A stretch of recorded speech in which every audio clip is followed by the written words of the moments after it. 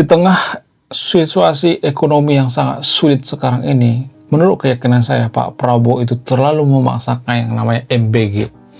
Bayangkan, baru-baru ini lagi viral di media sosial di mana Pak Prabowo menonaktifkan 11 juta pengguna BPJS, guys. Wow, luar biasa. Kenapa bisa seperti itu? Apa rasanya? Tujuannya untuk memenuhi MBG, karena duit untuk MBG itu besar sekali ya, sehingga BPJS harus dinonaktifkan. Kasihan ya masyarakat yang biasanya cuci darah tapi nggak punya duit ya, karena BPJS-nya dinonaktifkan dan lain sebagainya. Menurut saya ini pribadi sangat luar biasa ya kalau saya perhatikan. Nah, yang jadi pertanyaan, kenapa Pak Prabowo itu tega gitu ya? Kenapa Pak Prabowo itu tega banget menonaktifkan 11 juta akun warga yang membutuhkan perobatan gratis? Apa alasannya? Apakah yang salah itu masyarakat atau Pak Prabowo? Kenapa Pak Prabowo ini terlalu memaksakan MBG? Emang kalau misalnya MBG ini tidak dilakukan, apakah masyarakat langsung ngata-ngatain Pak Prabowo itu gagal? Apakah ini semacam misi rahasia daripada Pak Prabowo? Apakah ini sebenarnya dipaksakan oleh Pak Prabowo itu sendiri? Bagaimana fakta yang sebenarnya? Jadi di video ini saya akan bongkar hubungan antara BPJS, MBG, dan niat terselubung daripada Pak Prabowo. Ada semacam udang di balik batu. Apa itu? Jadi guys, kalau saya perhatikan itu, Pak Prabowo itu terlalu memaksakan yang namanya MBG. Ya, saya tahu kalau misalnya Pak Prabowo ini misalnya nih membatalkan MBG, maka para saingan politiknya seperti Mas Anies, ya Pak Ganjar dan sebagainya akan ngata-ngatain Pak Prabowo nanti di tahun 2029 kalau Pilpres ya.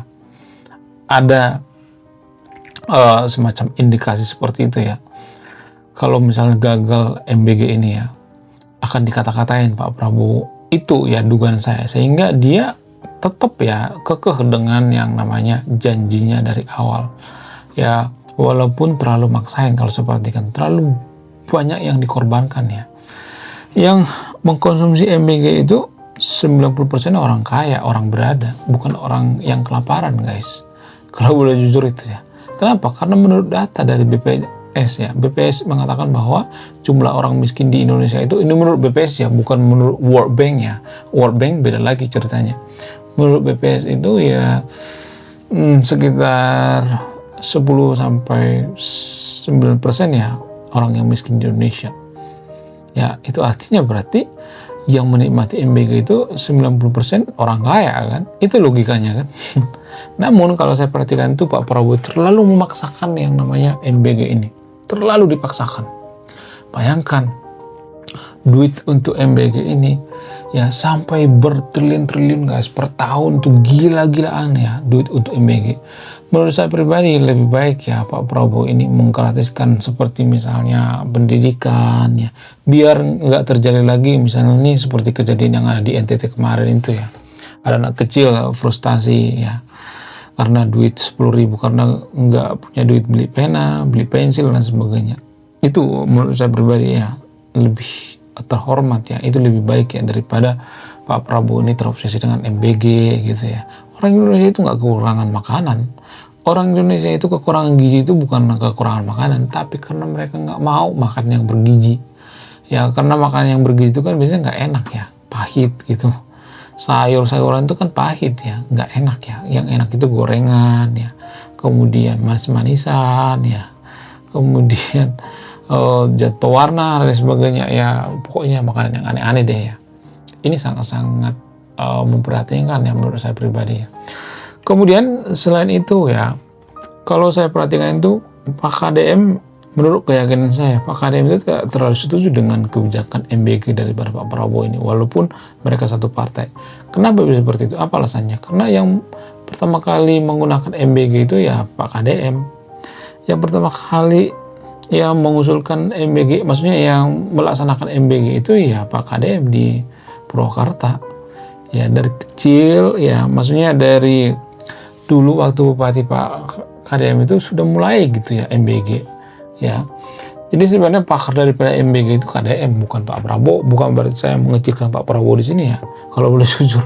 Kenapa? Karena dari dulu KDM itu sudah mulai, harusnya Pak Prabowo itu bertanya sama KDM gitu ya, bersahabat dengan KDM gitu ya, meminta ya tenaga ahli dari orang-orangnya KDM gitu ya, supaya apa? Supaya MBG berjalan dengan lancar. Tidak seperti sekarang ini semacam proyek ya, proyek apa ya, semacam proyek itu kalau saya perhatikan ya, proyek untuk korupsi ya.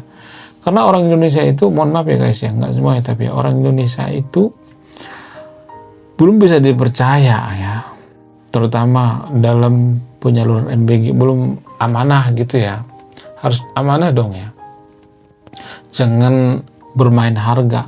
Sementara kalau saya perhatikan MBG ini bermain harga, mereka selalu mencari harga yang paling rendah ya, itu kalau saya perhatikan.